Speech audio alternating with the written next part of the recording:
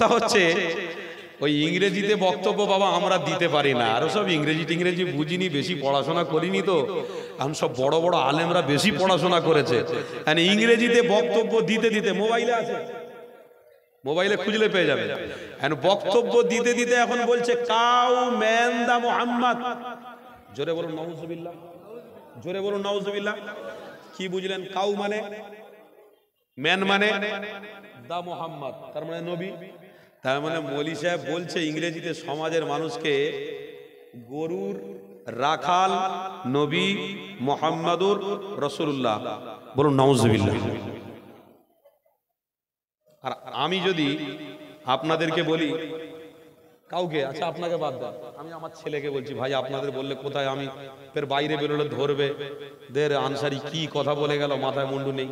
আমি বাচ্চাটাকে বলছি তুই ভিখারির বাচ্চা, ভিখারি, এই বাচ্চাটা রাগ লাগবে না? কথা বল, সাধারণ একটু হলেও রাগ লাগবে। কথাটা কি বলিস? ভিখারির বাচ্চা, ভিখারি, আমার মা ভিখারি, এ আমার বাপ ভিখারি, তুই কি বললি? ভিখারির বাচ্চা ভিখারি বললি?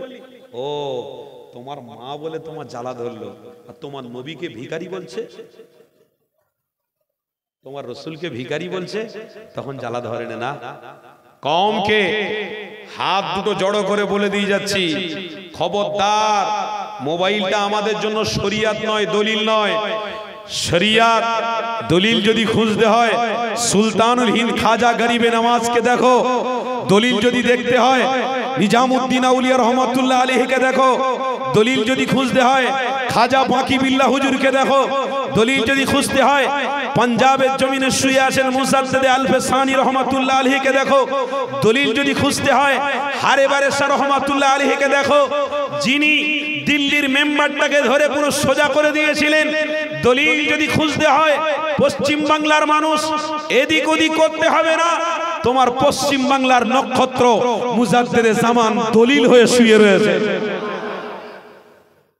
এই মোবাইলে দলিল খুঁজতে যেওনি, মোবাইলে হুজুরদের ওয়াজ শুনে শুনে শুনে শুনে এখন আমরা অনেক ফতোয়া আমার বউদের কাছ থেকে শুনছি।